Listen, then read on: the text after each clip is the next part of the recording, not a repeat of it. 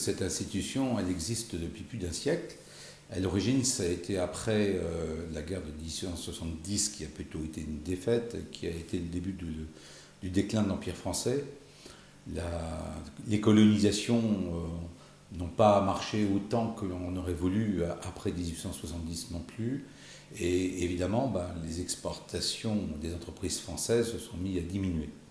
Et le gouvernement a eu la bonne idée, à l'époque, de se dire, dans les outils qu'il pouvait mettre en place pour favoriser une meilleure compétence des entreprises vers l'exportation, de solliciter des entreprises exportatrices sérieuses pour, vers leurs pairs, aller leur donner des conseils, leur ouvrir leurs contacts, les aider à réfléchir.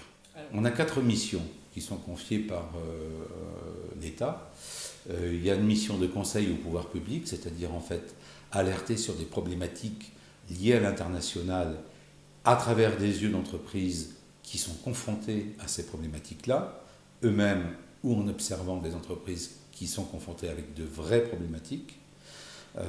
Deuxièmement, le mentorat des entreprises. Et là, on revient très précisément à l'idée originelle et originale qui avait été celle de l'État au XIXe siècle, c'est-à-dire donc accompagner de manière courte.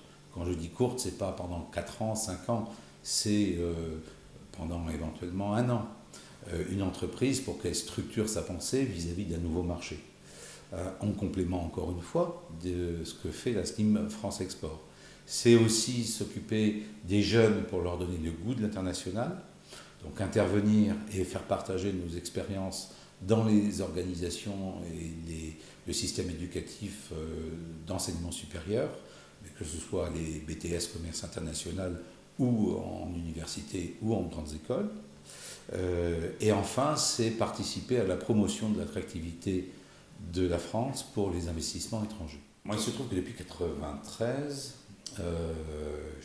j'ai été impliqué par le groupe sur le développement économique, environnemental et social. Donc ça veut dire être acteur du territoire, c'est-à-dire essayer de trouver les meilleures actions. Quand je dis meilleures actions, c'est des actions qui donnent le meilleur résultat en termes de temps et d'argent qu'on peut y consacrer par rapport à ce qu'on y a donc mis.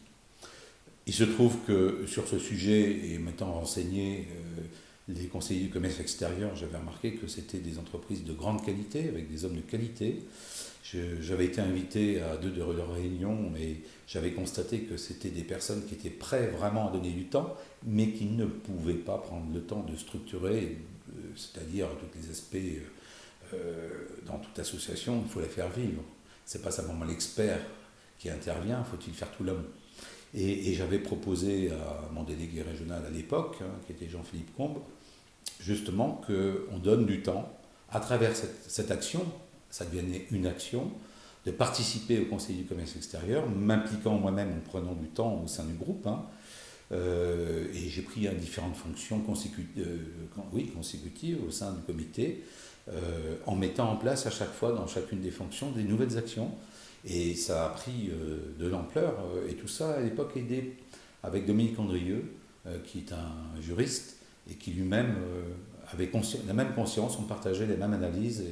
Et ensemble, pendant 10 ans, on a fait progresser ce comité pour qu'aujourd'hui il devienne un comité tout à fait reconnu.